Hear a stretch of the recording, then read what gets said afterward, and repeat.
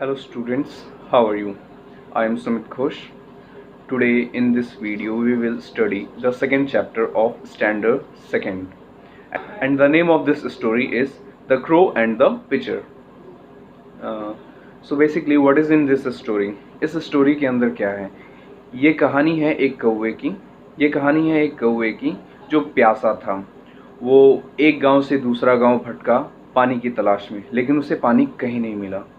अंत में उसे पानी एक घड़े में मिला जो कि बहुत ही ज़्यादा नीचे था।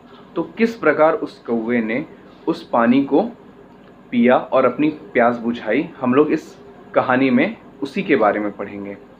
So students, remember one thing, at last I will tell you the hard words from this story and you have to learn that hard words. So students, let's start the story. Upon a time, there lived an old crow on a huge banyan tree by the river.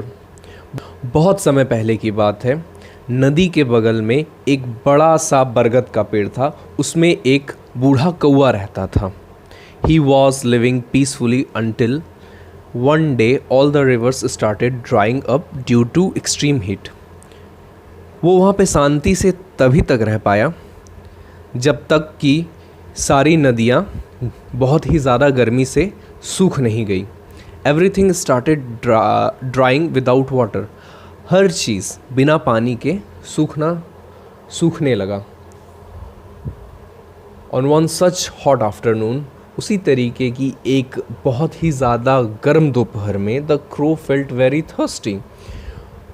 कौवे को प्यास लगी। ही looked around, उसने अपने चारों ओर देखा, but could not find even a single drop of water anywhere. लेकिन उसे पानी की एक बूंद भी कहीं नहीं मिली। Therefore he flew towards the neighbouring village. इसीलिए वह पास के गांव की ओर उड़ा। But all the rivers and wells there too had dried up due to lack of rain. वहाँ पर भी सारी नदियाँ और कुएँ सूख चुके थे क्योंकि वहाँ पे बारिश की कमी थी। वहाँ पे बारिश नहीं हुई थी। आफ्टर फ्लाइंग फॉर माइल्स, कई मील उड़ने के बाद, the crow felt tired and set on the roof of an old house. कौवा थक गया और वो एक पुराने घर की छत पर बैठ गया। वाइल रेस्टिंग, आराम करते हुए, the crow suddenly saw a pitcher on the ground with some water in it. आराम करते वक्त उसे अचानक से एक घड़ा दिखा। वो घड़ा ज़मीन पे पड़ा हुआ था और उसमें कुछ पानी भी था। The crow could not believe his eyes. वो पानी की तलाश में था तो उसे पानी भी मिल गया। तो उससे ये देखकर विश्वास नहीं हुआ कि इतनी भरी दोपहर में, जहाँ पे सब नदियाँ कुएँ सूख चुके हैं और उसको पानी मिल गया, उसे विश्वास नहीं हुआ। He happily flew down and sat on the rim of the pitcher. He happily flew down and sat on the rim of the pitcher. वो खुश होकर के उड़ा और घड़े के किनारे जाकर बैठ गया। But his happiness vanished as soon as he peeped inside. जैसे उसने घड़े के अंदर झाँका, वैसे ही उसकी खुशी गायब हो गई। There was very little water laying at the bottom of the pitcher. उसकी खुशी गायब होने का क्या कारण था? क्योंकि उस घड़े के बिल्कुल तले में, बिल्कुल नीचे, बिल्कुल ही थोड़ा सा पानी था। The crow grew sadder as he could not reach the bottom of the pitcher. उसने पानी पीने की कोशिश की। घड़े का मुंह छोटा था जिस कारण से वो उस घड़े के अंदर नहीं उतर सकता था। उसने अपनी गर्दन को नीचे की और पानी को पीने की कोशिश की, लेकिन कौवा का गर्दन तो छोटा होता है और वो उस घड़े के बॉटम, मतलब घड़े के बिल्कुल नीचे तक नहीं पहुंच पाया। He put his head inside but the bottom was too far. उसने घड़े के अंदर अपना सर घुसाया, लेकिन जो तलहटी था, जो गहराई थी घड़े की, वो बहुत ही ज़्यादा था, जिस कारण से वो घड़े की तलहटी तक नहीं पहुंच पाया। For him to reach, he thought for a while and even tried to knock the pitcher down so that he could drink some the spilled water. He put his head inside, but the bottom was too far for him to reach. उसने घड़े के अंदर अपना sir घुसाया, लेकिन घड़े का जो तला था वो बहुत ही ज़्यादा नीचे था, जिस कारण से वो पानी नहीं पी सका. He thought for a while and even tried to knock the pitcher down so that he could drink some of the spilled water. उसने कुछ देर सोचा और उसने कोशिश भी की कि वो अपनी चोंच से ठोकर मार मार कर उस घड़े को तोड़ दे, ताकि वो जो नीचे जो पानी है वो उसको पी सके. But it was too heavy for him to do so. लेकिन घड़ा बहुत ज़्यादा मजबूत था और वो उस घड़े को अपनी चोंच से नहीं तोड़ पाया. He looked around and crowed for help but no one came. उसने अपने चारों ओर देखा और उसने अपने आवाज़ में मदद बुलाई. कौवा किस तरह बुलाता है, काँव काँव करता है ना, सेम वे में उसने मदद के लिए बुलाया, लेकिन कोई भी मदद नहीं आई. He could find nothing except some pebbles lying nearby.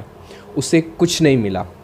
उसे क्या मिला, नीचे ही बगल में कुछ कंकड़ पड़े हुए थे, छोटे छोटे पत्थर कंकड़ पड़े हुए थे. Suddenly an idea struck him. अचानक ही उसके दिमाग में एक तरकीब सूझी. He took a pebble and dropped it into the pitcher.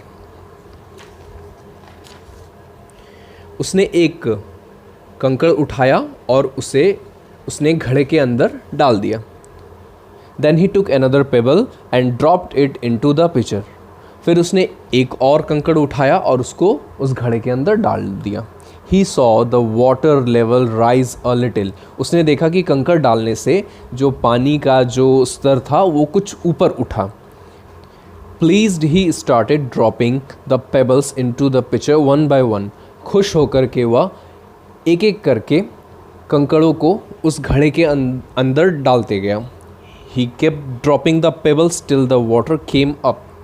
उसने तब तक कंकड़ों को डाला जब तक कि पानी ऊपर तक नहीं आ गया. Soon the water rose high enough for the crow to drink. जल्द ही वो पानी इतना ऊपर उठ चुका था कि कौवा उसको पी सकता था. The thirsty crow drank water to his heart's content. और उसने अपना दिल भरने तक पानी को पिया. तो इस कहानी से हमें ये सीख मिलती है कि हमें हमेशा लगातार कोशिश करती रहनी चाहिए, है ना. कहते हैं ना कि कोशिश करने वालों की कभी हार नहीं होती. पानी नीचे था, कौवा उस तक पहुंच नहीं पा रहा था. अगर ये सोच के कौवा हार मान लेता तो वो प्यास से मर जाता, लेकिन उसने हार नहीं मानी. वह लगातार कोशिश करता गया और अंत में उसे सफलता प्राप्त हुई.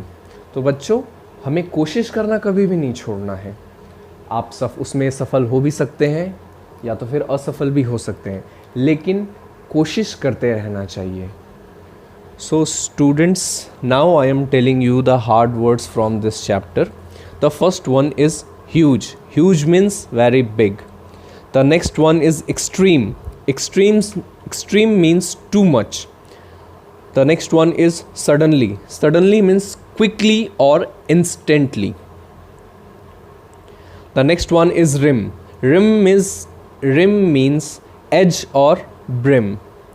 The next one is pitcher. Pitcher means a large jug or a pot.